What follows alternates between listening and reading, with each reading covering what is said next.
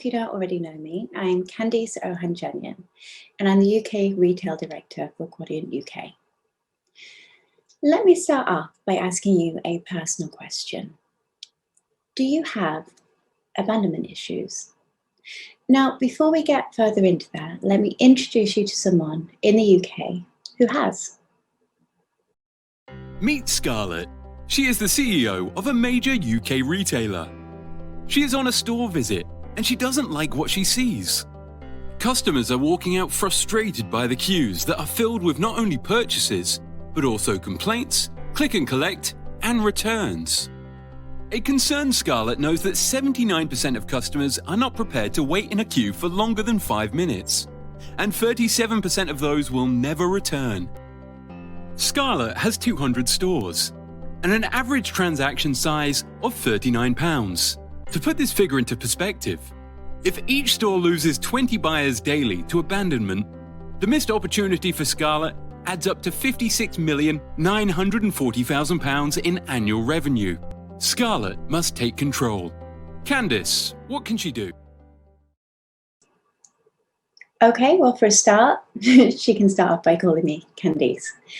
But getting to the serious issue, like many retailers in the UK today, Scarlett needs a strategy. She needs a plan. What she doesn't need to do is to lose over 60 million, nearly 60 million annual revenue a year. So to do this, she needs to understand 3 things. Firstly, what she needs to do is understand the psychology of the UK consumer post-COVID with their emerging needs and behaviours. Secondly, she needs to understand the advantages that technology can give her in the space. And thirdly, what she needs to do is strengthen her customer experience, not just to match her competition, but really to outpace them to get ahead of the game. Now, as you know, we live in a very instant gratification world. I can be one of the worst, even though I've been in logistics for a long time. If I order food and it takes longer than 30 minutes to get to my doorstep, I'm not impressed. And this is the world we live in, instant gratification. But it's not just COVID that's caused this. Even pre-COVID stats, they were indicating that retailers were losing 10% to queues, and that 26% of those customers that were walking out and abandoning would discontinue that purchase journey completely. Okay, so now with 79% of consumers, 79% of consumers not willing to wait in a queue for longer than 5 minutes before they go to your competitor, retailers really need to do something quickly, especially with the fact that bricks and mortar is knowingly in jeopardy, and the fact that we have social distancing measures in place that make it even harder for the end consumer. We're having to stand there with masks on our face, concerned that we can't touch anything or, that we may get COVID. So what the illustration of Scarlett didn't do is, it had an average spend of £39. I know some of you have a higher spend than that. Some of you have more than 200 stores, but that only means that the financial impact could indeed be greater for you. And what it doesn't consider is the millions of pounds that you spend advertising, campaigns, marketing, everything you do so effectively to draw consumers into your store. It's a shame to spend that if it's wasted at the final mile, or should we say that final meter at the counter. So what we really need is countermeasures. So how could technology help us in this space? So as long as retail has existed, of course, so have queues. But throughout history, queue busting technology has been the key enabler in moving that dial, moving that customer experience, and really continually reinventing the retail environment. From the first vending machine Coca-Cola adopted in the 1800s, all the way through to credit cards, 1940s, internet shopping in the 90s, to where we sit today with things like self-service checkouts. These things are already familiar to you, and it's the early adopters like Coca-Cola that become the global powerhouses that we see in the marketplace today. So the good news is we can outsmart queues. We can overcome the problem. So what is next? Well, it's something that combines all of the DNA of these innovations into one. And I'm sure, after listening to Daniel, after listening to Laurie, you're not going to be surprised that I'm going to talk to you about lockers, smart lockers, but not about functionality, sizing, or even the technology. What I want to talk to you about is how they can resolve real UK retail issues across every sector, whether you're in DIY, trade, fashion, beauty, technology, supermarkets. There's an application and a benefit of lockers for each one. So, in store, a queue is basically made up of 4 things. You have purchases, returns, click and collect, and complaints, but hopefully you don't have too many of those. And smart retailers are already dividing these up into different lanes. However, that doesn't overly solve the issue because they're diverting them to a counter that also has a queue, that also needs additional human resource in order to manage it. And as much as we love humans, that human interaction, it can be slow.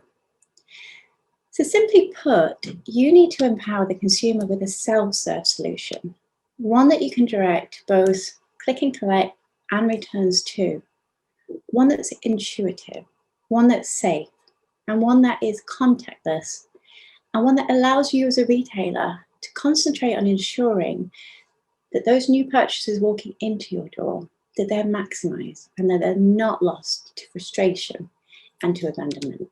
And with a locker collection taking just 7 seconds maximum, it really is an effective way to get customers to give them that fast track experience.